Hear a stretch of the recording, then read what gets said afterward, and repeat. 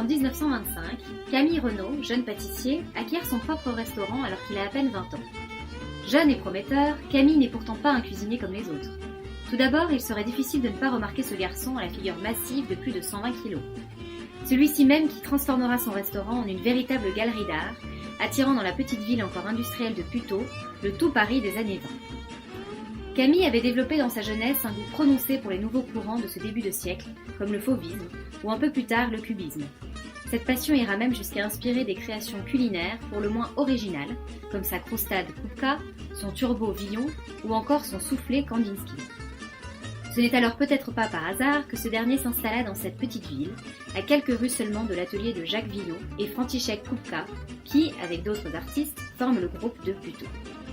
Hasard ou non, il n'en est pas moins que ces artistes ne mettront pas longtemps avant de venir quotidiennement prendre leur repas chez Big Boy, ce restaurant dont le nom rend hommage à la stature imposante de son généreux propriétaire.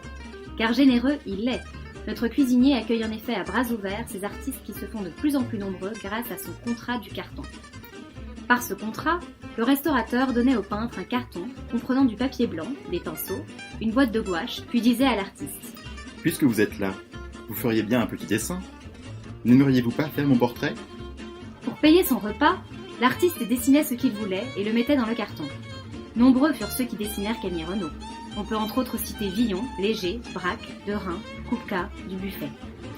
Pour sûr, ce simple cuisinier à la superbe carrure et considéré comme l'un des plus grands mécènes du XXe siècle, aura réussi à se constituer une collection remarquable, bien que celle-ci ait mystérieusement disparu après sa mort en 1995.